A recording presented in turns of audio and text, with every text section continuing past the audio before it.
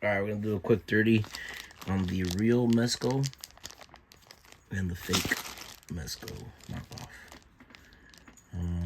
Besides the variation in paint, I guess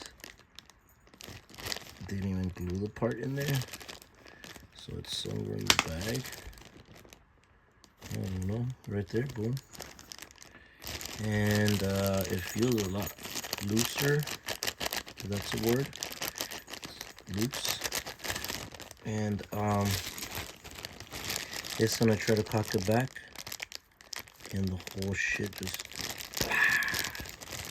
kind of comes off. And that's in the bag, so if I touch it without all this stuff, it just comes.